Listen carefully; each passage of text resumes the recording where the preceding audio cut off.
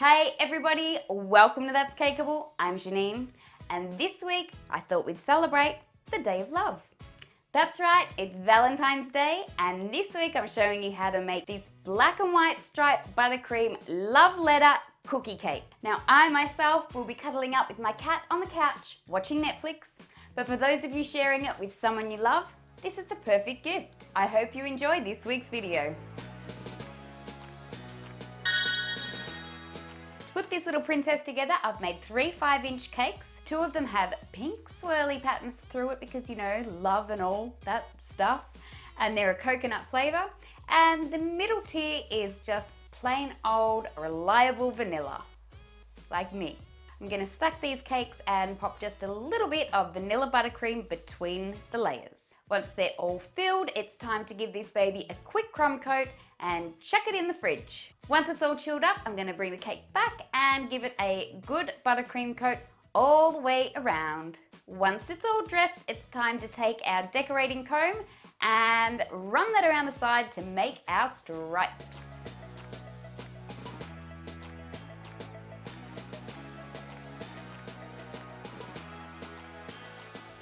With stripes at the ready, it's time to pop this baby back into the freezer this time to make sure it's nice and chilled so we're ready to add the black stripes later.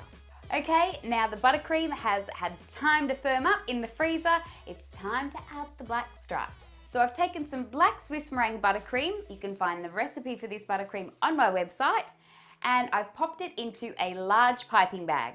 I'm going to pop my chilled cake onto my turntable, and then into the grooves that we made with the cake comb, I'm going to start piping my black buttercream. Once all the grooves are filled, I'm taking my bench scraper, and then I'm going to start going around the sides of the cake with the bench scraper to scrape off all the excess buttercream. Keep doing this until you've scraped away all the excess and everything looks nice and neat. So as you can see, as I scrape the excess off the side of the cake, I'm basically cleaning my scraper between every single pass. This will make sure that everything stays nice and neat. Also, you may find some little gaps in your coloured buttercream stripes. Just go back in with the piping bag, fill in those spots, and run the scraper over them to smooth them out. Alright, the cake is looking gorgeous and bougie and stripy and all that stuff. It's time to add the ganache drip. So my recommendation is that you chill the cake really well again before attempting this part. Pre-prepare another cake board for this part and pop a little bit of baking paper on the top of it, stuck down with a little bit of buttercream. Take that pre-prepared cake board and pop it on the top of your chilled cake. Now you want to flip it upside down. Don't hesitate, just go in, get it done. With the upside down cake now on the cake board, you want to take a knife dipped in hot water and run it around the rim of the base cake board. Flip that cake board off, and now just take some more white buttercream and buttercream the top of that cake, making sure it's quite level because it will become your base and you want it to sit nice and straight. Tidy that up and pop it back in the fridge for about 10 minutes.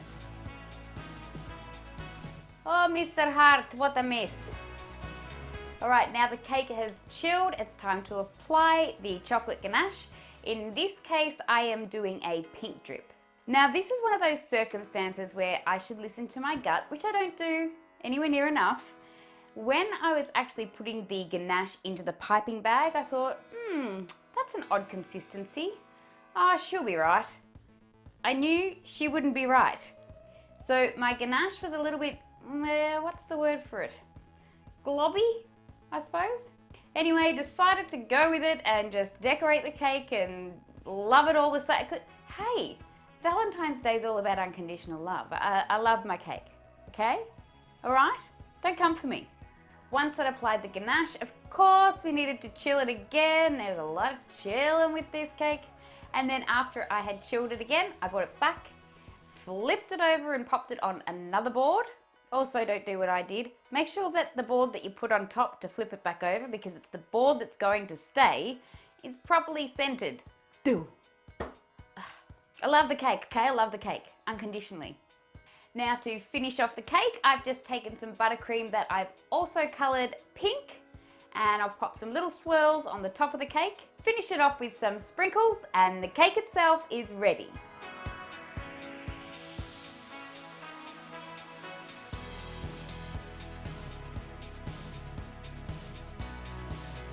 Now let's get to the next bit, the cookies. Okay, on to decorating the cookies.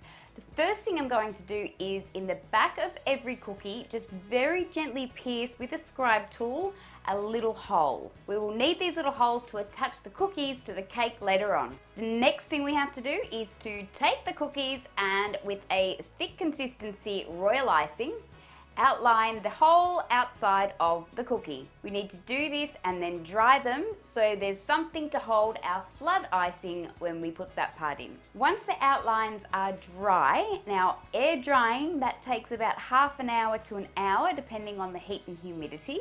So I cheated a little bit because I used to do a lot of cookies once upon a time, and I have a dehydrator, so I pop my cookies into the dehydrator and about 5 minutes later they were ready. So if you've got a dehydrator, utilize that. Once the outlines are dry, bring the cookies back out and we're going to fill the cookies with a runny icing, which is our flooding icing. And flooding icing is around about the consistency of runny honey. Once again, there's a lot of waiting with this cake. You can't hurry, love. Once you finish flooding the cookies, give them a little bit of a shake, either with your hands or I use my scribe tool to give a shake around. That flattens out the icing and gets rid of any air bubbles. So once the cookies are dry, I've brought them back out and I'm using the same piping bag that I used for the outline, so a stiffer icing, but I've switched the piping tips. That's what's great about having a coupler on the end of your piping bag. It was so easy to just switch over the tips without worrying about changing the bag. I make a little dot in the center and down just a little bit in the cookie, and then I freehand that line for the top envelope flap. 2 little lines down the side make the rest of the envelope. Then once that's set up just a little bit, I've taken another bag of icing in pink with a 1.5 tip and piped just a tiny little heart where the flap meets the envelope. Once again, pop them aside to dry and your cookies are done. Now it's time to place the cookies on the cake.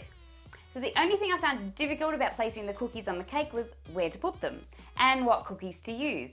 I had made a couple of backup heart-shaped cookies, didn't end up liking them so much, so the love wasn't there.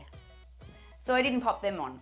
To attach the envelope cookies to the side of the cake, I just pop a little bit of royal icing in that little hole that we made, pop a toothpick in the side of the cake where I want the cookie to sit, and just squish that cookie onto the side of the cake gently so it doesn't crack.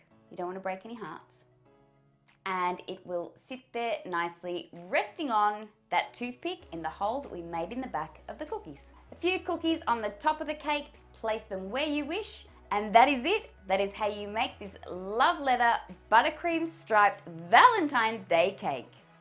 Well guys, that's the end of this week's tutorial. I hope you really enjoyed watching it as much as I loved making it. It's been a hot minute since I've made a cookie and that was good fun. No matter what you're doing this Valentine's Day, whether you're flying solo or with a loved one, have a great time.